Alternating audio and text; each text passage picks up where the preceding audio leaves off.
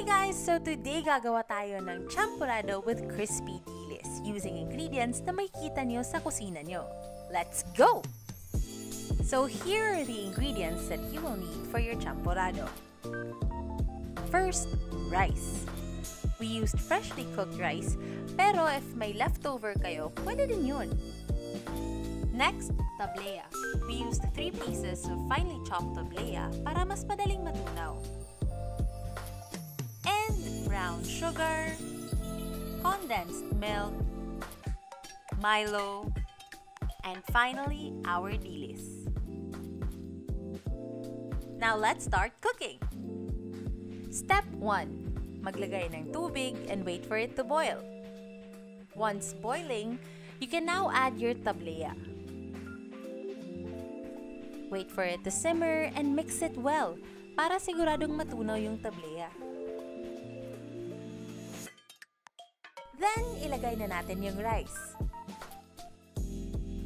Haluin ng mabuti. Once malapot na yung champorado, ready na tong lagyan ng sugar and Milo. Optional lang yung Milo, pero for us, gusto namin siyang lagyan para mas lumapot pa yung champorado. And we're done! But let's not forget about the dilis. So in a hot pan, put a little bit of oil and start cooking your dilis. Mabilis lang tong lutuin, mga 30 seconds okay na. Just make sure na you drain it well para maging crispy yung dilis. And we're ready to plate! Put your champorado in a big bowl and add condensed milk. So, depende na sa'yo kung gaano karami yung ilalagay mo. Then, syempre, yung crispy dilis as our topping. Make sure maglagay ka ng marami because it complements well sa ating champorado. And you can also add hard-boiled egg kung gusto mo para complete meal na.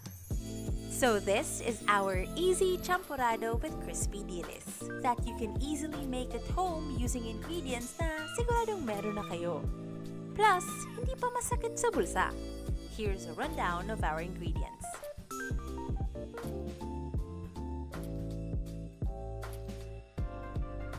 So that's it for today, guys. If you liked the video, please don't forget to like and subscribe Barato Vlog on Facebook and YouTube. And make sure you write in the comments below kung anong gusto niyong lutuin namin for the next episode. Bye!